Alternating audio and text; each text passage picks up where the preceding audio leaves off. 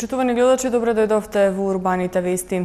Денеска започна 11-та ликовна колонија Свети Пантелејмон, на која учествуваат основците од училиштата во Карпош и избратимените општини на општина Карпош. Децата делата ќе ги создаваат на две локации, на Свети Пантелејмон и комплексот Македонско село. Со оваа информација ги почнуваме вестите, еве што ќе гледате во нив. Заврши турнирот во одбојка на песок за основците од Карпош. 3 представи од Иван Поповски од утре до 23 септември во Македонскиот народен театар. Одбележан денот на пензионерска свесност. Синоќа на полнок истече рокот за поднесување на кандидатски листи за локалните избори 2017.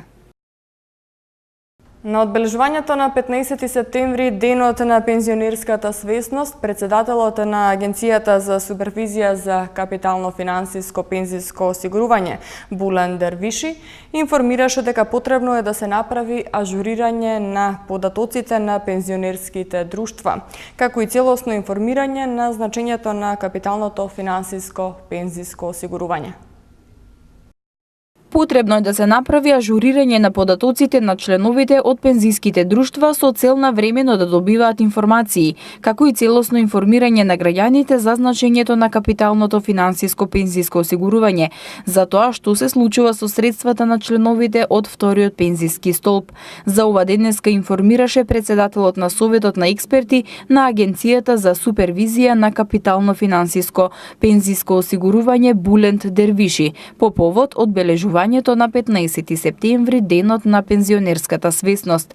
Дервиши информираше дека агенцијата констатирала дека голем дел од граѓаните членови на вториот и третиот пензиски столб ги немаат ажурирано податоците, поради што, како што истакна, е потребно тие да ги достават новите податоци за местото на живење, каде ќе можат да им бидат испраќани податоците за тоа што се случува со нивните средства инвестирани во пензиските друштва.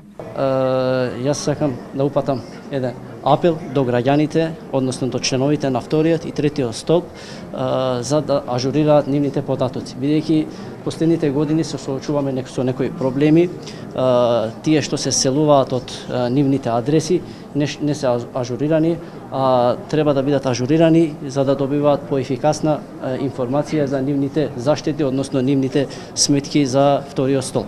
Дервиши додаде дека МАПАС сите овие години активно и во континуитет работеше на развивање на свеста на јавноста за целите и принципите на капиталното финансиско пензиско осигурување.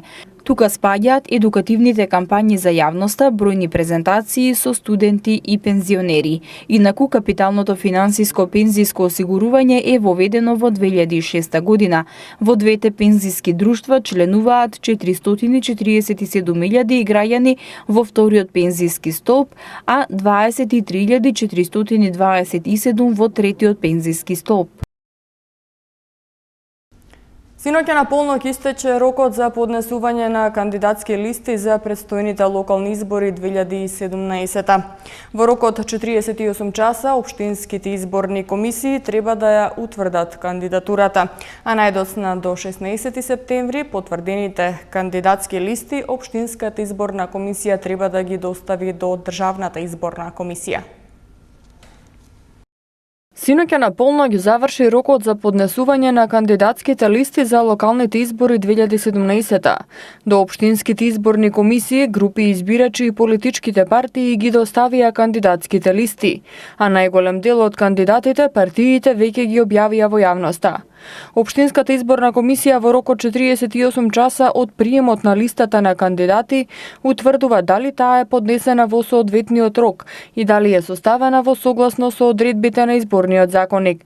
Поднесувачите на листите на кандидати имаат рок од 48 часа да ги отстранат неправилностите, а општинската изборна комисија ги потврдува со решение.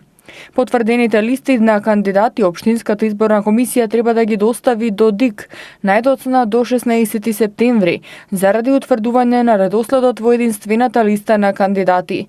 А според роковникот за изборни действија, ждрепката треба да се одржи на 18 септември. Најдоцна до 21 септември општинската изборна комисија ги објавува листите на кандидати за членови на совет и градоначалник. Шестите локални избори се закажани за 15 октомври, а ќе се спроведуваат на 3480 избирачки места во 80 општини и градот Скопје. Изборната кампања ќе започне на 25 септември на полноќ, а ќе заврши на 13 октомври. Денеска се одбележува Меѓународниот ден на демократијата по мандат на Организацијата на Обединетите нации, а тема на овогодинешното одбележување е демократијата и превенцијата на конфликти. Во рамки на одбележувањето на Денот на демократијата во Македонија, премиерот Зоран Заев во своето обраќање ги повика граѓаните на Македонија на демократско однесување и да го искористат своето право на глас на предстојните локални избори 2017. Следуваат локални избори на кои граѓаните директно ќе одлучат на кого ќе му ја доверат довербата. Ќе обезбедиме услови за фер и демократски избори за сите граѓани на нашата земја, директно да ја практикуваат најголемата придобивка на демократијата, да одлучат за себе. Секој глас е важен затоа што политиките кои ќе бидат креирани на локално ниво ги засегаат сите граѓани од општините на Македонија. Ја користам оваа прилика да ги повикам сите граѓани на Република Македонија да го искористат своето право на глас на локалните избори на 15 октомври. Денеска за новите студенти на Универзитетот Свети Кирил и Методи беше организиран свечен прв академски час. Ректорот на УКИМ на првиот час ги поздрави студентите на Правниот факултет и на Факултетот за земјоделски науки и храна. Факултетите на Универзитетот Свети Кирил и Методи Скопје денеска го одбележаа почетокот на новата академска 2017-2018 година со прв академски час за новозапишаните студенти. Ректорот на Универзитетот Свети Кирил и Методи, професор доктор Никола Јанкуловски, присуствуваше на свечен прв академски час на Правниот факултет Јустинијан I и на Факултетот за земјоделски науки и храна, на кои им се обрати на сите новозапишани студенти на факултетите на УКИМ. Во конкурсот на УКИМ за 2017-2018 година беа слободни вкупно 10.818 места за студенти на прв циклус студии, 5.865 за редовни студенти, 3.793 места за редовни со кофинансирање на студиите и 1.160 за вонредни студенти. Традиционалниот турнир во одбојка на песок на ученички од основните училишта од општина Карпош, кој оваа година се организира по четврти пат, денеска заврши со победа на одбојкарките од основното училиште Владо Тасевски. Покрај медалите и пехарите, најдобрите ученици спортисти од општината добиваат и бесплатни летувања, како и стипендии. Денеска на песочниот терен кој се наоѓа во рамки на спортскиот центар Никола Карев се играше финалниот надпревар во одбојка на песок за ученичките од основните училишта во општина Карпош. Турнирот веќе 4 години традиционално се одржува на почетокот на учебната година, пред самиот почеток на училишните леги, како што не информираше раководителот на одделението за култура и спорт на општина Карпош, Патрик Поповски. Победниците од одбојкарскиот турнир, како и од турнирот за фудбал на песок во машка конкуренција, ќе бидат соодветно наградени со пехари, медали и дипломи, а нема да изостанат ниту стипендиите и бесплатните летувања кои ги организира локалната самоуправа.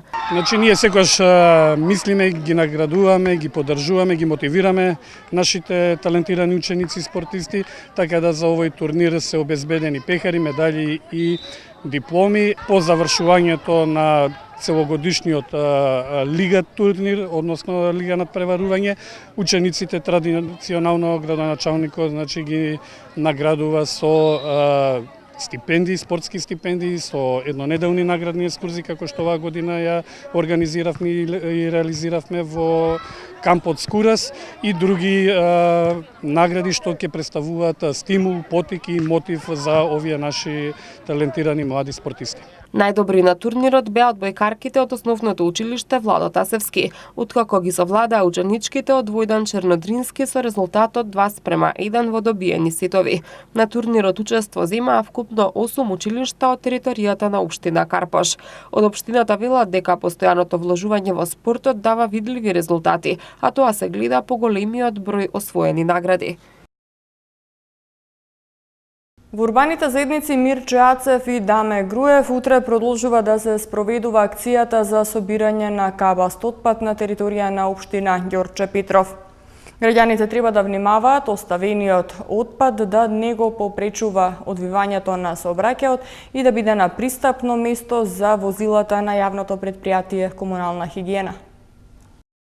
Општина Ѓорче Петров во соработка со јавното претпријатие Комунална хигиена денеска и утре спроведува акција за собирање кабаст отпад. Акцијата денеска се одвиваше во урбаните заедници Хром, Дексион и во дел од урбаната заедница Мирче Ацев во период од 7 до 9:30 часот, а утре акцијата продолжува да се спроведува на дел од урбаните заедници Мирче Ацев и Даме Груев. Граѓаните кои имаат кабаст отпад може да го остават пред своите куќи или згради. Потребно е местото да биде пристапно за возилата на јавното претпријатие Комунална хигиена, да може непречено да го соберат отпадот, информираат од општина Ѓорче Петров. Во кабаст отпад спаѓаат мебел и делови од мебел, бела техника, електрични апарати за домаќинство, шпорети, ладилници, машини за перење, алишта и садови, бојлери и слични предмети, како и електронски апарати, компјутери, телевизори, музички системи и слично, но не и градажен шут.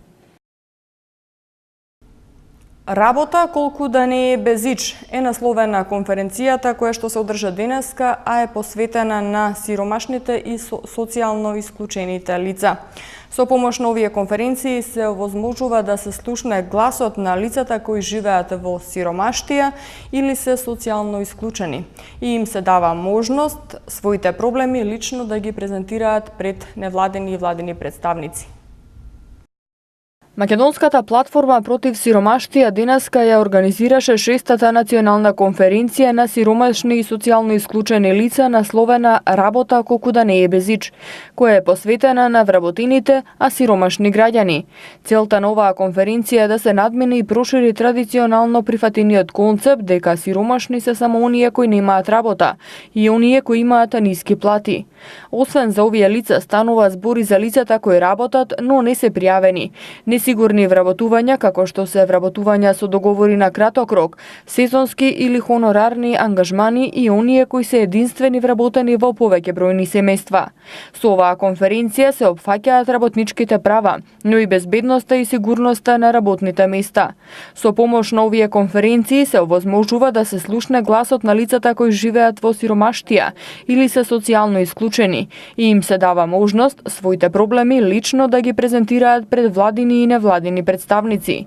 Преку ваквиот начин на работа се промовира активно учество и вклучување на овие лица во демократска дебата која треба да даде решенија за поквалитетен живот на сите граѓани. Режисерот Иван Поповски, кој повеќе од 25 години живее во Русија и работи како режисер во Московскиот театар Мастерская Фолменко, се враќа во Македонија со театарски фестивал Иван се враќа дома, кој започнува утре и во рамки на овој фестивал ќе бидат изведени 3 представи. Иван се враќа дома е насловен фестивалот на представи од режисерот Иван Поповски, кој повеќе од 25 години живее и работи во Москва, Русија. Мастерская Фолменко, кој е еден од најреномираните московски театри, од утре до 23 септември на сцената на Македонскиот народен театар во рамки на фестивалот ќе прикаже 3 представи од режисерот Иван Поповски, кој предизвика огромен интерес кај руската, но и кај европската публика. А тоа се представите Сон на летната ноќ, Алиса зад огледалото и Отровната туника. Директорот на Македонскиот народен театар Драган Спасов Дац истакна дека секој од овие 3 представи ќе биде изведена по 2 пати. Трите представи ќе се одиграат по 2 пати и тоа Алиса зад огледалото од Луис Керол на 16 и 17 септември со почеток во 18 часот. Представата е за гледачи од плюс 7 години. Потоа Отровната туника од Николај Гумилјов на 19 на 20 септември со почеток од 20 часот. Оваа представа е за гледачи од 16 плюс и за оваа представа веќе нема карти. И на крајот Сон на летната ноќ од Шекспир на 22 и 23 септември со почеток од 20 часот и представата е за гледачи од плюс 12 години. Овие представи се со високобуџетни продукции во кои учествува елитна театарска екипа, а во Скопје пристигна 70 члена екипа и 4 камиони со сценографија, костими и техничка опрема. Иван Поповски е еден од основачите на театарот Мастерскаја Фоменко, кој со уште неколку луѓе започнал да го оформува театарот. Иван Поповски вели дека ова е прво излегување на театарот од Москва со 3 представи од еден режисер, и тоа во исто време кога почнува и театарската сезона во Москва. Отсуство на 4 представи беше премногу за почеток на сезона, кога што ни почна буквално пред 2 дена во Москва, ние паралелно играме представи и кога одиме на гостување се играат представи во Москва, така да носорог отпадна од целото тоа. Имаше идеја да дојде една представа од мојот учител Фоменко, кој што се фала Богу се уште на репертоарот, но од истата причина и од причина да нема сега зашто една представа од Фоменко 3 мои повторно нескромно споредување и така натаму, одлучивме дека во некоја можда друга прилика би дошло со представа на Фоменко. Зборот ми беше дека Фоменко претhodно многу сигурно многу би поддржал оваа идеја да се дојде во Македонија со овие 3 представи. Македонската публика ги памети представите од Иван поставени на домашните сцени како Македонија Одисеја 2001, Дневникот на лудиот и Мајсторот и Маргарита. Иван Поповски е добитник на многубројни значени театарски награди, а добитник е и на престижната награда за најдобра представа на годината за неговата прва студентска представа Авантура, која влезе во електронската енциклопедија најважните театарски настани во Русија во последните 50 години. Изложбата насловена Скопската тврдина символ на градот се отвора вечерва во Музеот на град Скопје и ќе биде отворена до 30 септември.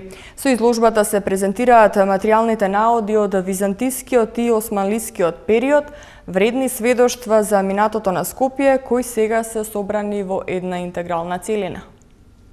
Во Музеот на град Скопје вечерва се отвора изложба насловена Скопската тврдина символ на градот на Снежка Лакалиска, Игор Кузмановски и Драгица Живкова. Изложбата се организира по повод 50 години од заштитните археолошки ископувања на Скопското кале, кои се реализирани по големите оштетувања на тврдината предизвикани од катастрофалниот земјотрес во Скопје во 1963 година. Тогаш за прв пат е понудена поцелосна јасна стратиграфиска слика за вековните наталажувања на населбите кои постоеле на овој локалитет, со акцент на средовековниот период и неговата материјална култура. Ископувањата биле изведени од Заводот за заштита на спомениците на култура на град Скопје и во нив учествувала цела плејада од првата генерација на македонски археолози и историчари на уметност. Со изложбата се презентираат материјалните наоди од византискиот и османлискиот период, вредни сведоштва за минатото на Скопје кои сега се собрани во една интегрална целина. Изложбата ќе биде отворена до 30 септември. Уште една изложба се отвара вечерва во Скопје. Станува збор за изложбата на дела од академик Васко Ташковски насловена Ташковски 80 години, која е поставена во ликовниот салон на Македонската академија на науките и уметностите. Изложбата содржи дела од масла, акварели и цртежи. Во ликовниот салон на Македонската академија на науките и уметноста вечерва се отвора изложба на дела од академик Васко Ташковски. Изложбата насловена Ташковски 80 години содржи дела од масла, акварели и цртежи. Делата на Ташковски се наоѓаат во голем број приватни колекции, галерии, музеи и установи во Македонија, Европа, САД, Австралија и Националниот музеј на Кина во Пекинг. Тој има остварено 50 самостојни изложби во Македонија и светот, а добитник е на 17 награди и признанија. Васко Ташковски е водечки представник на надреализмот, фантастичното сликарство, еколошките и космичките теми во македонската ликовна уметност. Во своето богато уметничко творештво има над 750 слики во маслена техника, 2500 акварели, 1000 цртежи, над 10.000 скици и голем број графики. Ташковски во 1994 година е избран за дописен член на МАНУ, а во 1996 и за редовен член на Академијата. Од МТВ Метео ја гледаме временската прогноза за наредните неколку дена и до кој степен ќе достигнат температурите по градови низ Македонија и Европа.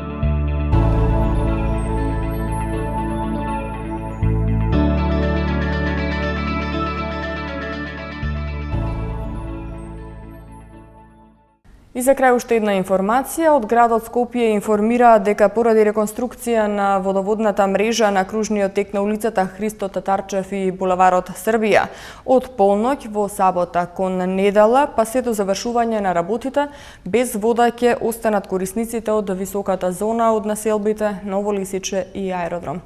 Ви благодарам на вниманието. Ова е последната информација. Повеќе информации можете да најдете на нашата веб страна mtm.mk. Имајте пријатна вечер.